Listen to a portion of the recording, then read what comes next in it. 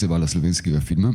In sicer je tokrat na vrsti kratki dokumentarni film Nevidni zidovi, režiserja Giulia De Paulisa, ki ga žal danes ni z nami, ni mogel, zato pa je tukaj predstavnica producenta in sicer zavoda Kino Atelje, Mateja Sulič. Tako da Mateja, lep pozdrav. Pozdravljeni.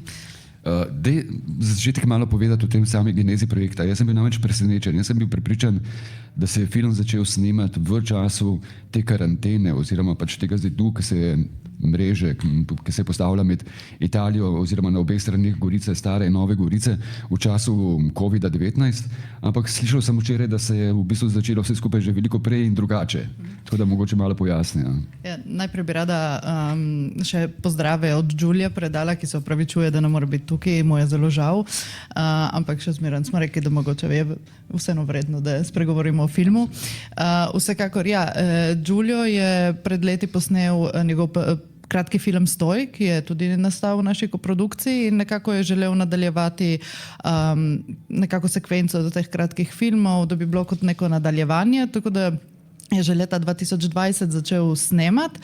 Potem se je pa marca oziroma že prej februarja se je pojavil COVID in marca so potem postavili meje. Se je fizično zaprla meja, prav pregrada med Slovenijo in Italijo in on je kar naprej snemal in v bistvu je ugotovil, da njegova zgodba se je spreobrnila in da bo to postala zgodba tega kratkega filma.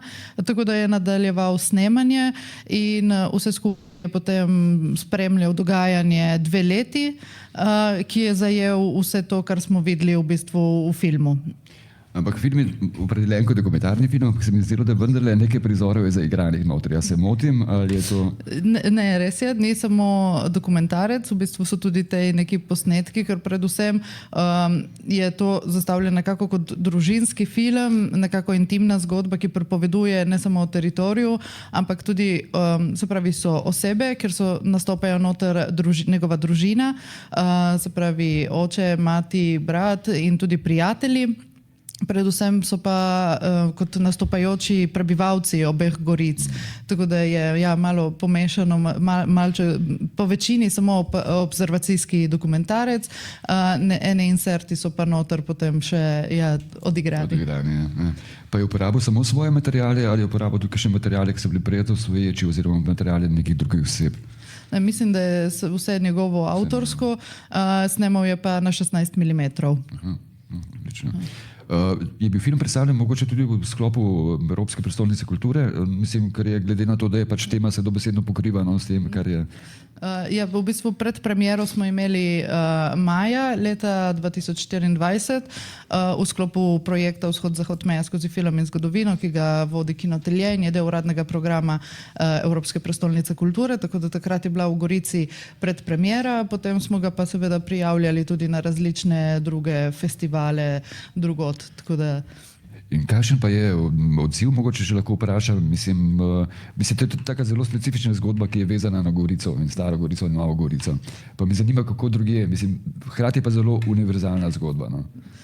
Ja, v bistvu takrat je bila res ena zelo specifična situacija, ker pač kot vidim, mislim, mi imamo odvedno pač to, ker je bila meja in propustnice in v bistvu je bila železna zavesa, čeprav je bila bolj omehčana kot recimo po drugih krajih, je pa še vedno, lih se meje znebilo in potem so spet fizično postavili mejo, tako da v bistvu je tudi ta zgodba nekako, kot vidimo, v arhivski posnetki so mislim, da je en kratek delček od Luče, ja, in potem drugače pa snemo tudi tisto manifestacijo, tako da vidimo, da se še vedno, da so neke rane, pač kar je zgodovinskega dogajanja bilo po drugi vojni, tako da ja, nekako se poskuša preiti vse te slabe stvari, ki so se zgodile v vojni, no, po vojni.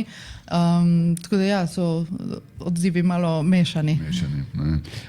Kakšen je pa odziv, mislim, samih prebivalcev, mislim, glede na to, da ste prebajali tudi film v Gorici, no, pa me zanima, enkrat je bilo pač postavljeno res zelo jasno. Tukaj je Nova Gorica, pač ta novo socialistično mesto, nova ideja, tukaj je Stara Gorica, tisti propadli svet, stari kapitalizma. Kako danes ljudje doživljajo to mesto samo in pač te pregrade, ki jim kdo postavlja, oziroma pač rušenje teh pregrad? Ja, mislim, da neko rušenje je bilo že skazano tudi v tem filmu, zato ker ne glede na to, da je bila ograja, so se ljudje dejansko dobivali na meji, ker pač so tudi družine, mogoče je kdo iz Slovenije, ki prebiva danes v Gorici, in potem nisi mogel videti svojcev doma. Tako da dejansko takrat, ko je bila ta pregrada, so se dogajale res bizarne stvari. Ljudje so se srečevali, si podajali pač nakupe iz trgovin ali pa neke stvari, ki se recimo ne dobijo v Italiji ali pa obratno. Pa tudi sama sem iz Nove Gorice in sem se tam veliko družila, tako da sem videla tudi različne zabavne stvari, ki so se recimo podajali tudi otroke čez mejo. Tako da ta teden boš pri noni. Tako da je bil res en tak bizaren moment, ker smo vajeni pač, da meje ni, da se prosto prehaja in pač to je ratelo nekaj izjemno čudnega, kot mičkin Berlin nazaj mogoče na nek način. Kaj pa potem zdaj pod filma? A ima kakšne možnosti, da se pojavi še kje drugje razen v tem festivalskem okviru? Verjetno pač nekaj velikih ni, ne, glede na to, da je minutaža lih taka vmes nekje. Ja, mi si želimo, da bi bil čim več prikazan, ker pač čemu bi film stal zaprt. Tako da ja, se trudimo, da ga umestimo v naše programe, kjer je le možno, predvsem pa ja, prijavljamo na festivale, tako da mu želimo čim bolj uspešno pot. Ja. Super. Nič, Mateja, najlepše se zahvaljujem in gremo počasi naprej. Hvala. Hvala.